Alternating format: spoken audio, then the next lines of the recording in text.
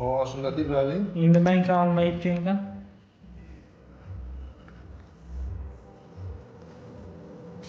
Sen korkmayın. Sen korkma.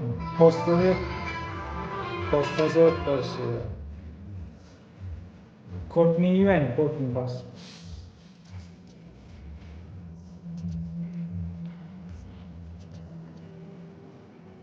Hep kazanarak kaldınız.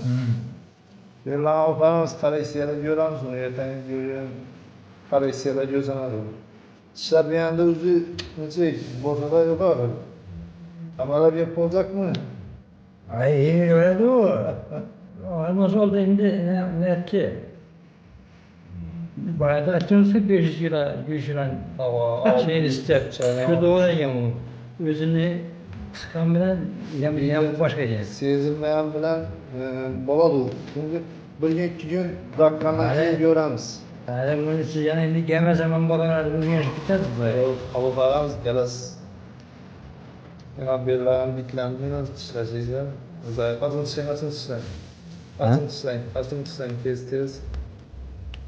Bu evet işte. Burada İzmir hep köyünden iyi var. Yani şey. Ha, nasıl? Şak olacak ha? İyi ve ben stajından kullanalım.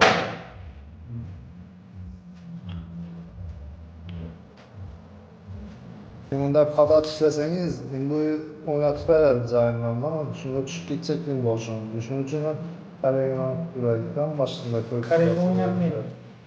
Bu şunu yardım ver. Yani 500 kadar yani doğru lazım. Almağımdan ben de patladım ya. İşte o altımızda bulunan uçuşlarında daha doğrusu Ya Kızılderili'de şarkı öğrenirsin ama. hava olmaz. Yorup alamızda 10 dakika denizden ki diyorsan hadi imdeyeler kızarttılar onu. Şöyle karattı azgın alıp gerek içeride. Bize hemen yerinde Yaşardığınız indiler beyler diktatli bir şeyler geldi. mutlamaktayım ben. Ya o herif bana koyardım. Bana milletim var. Çok fazla görüşüm. Altta şey suğdu. Beylerine diktatli zaman. %60 görün.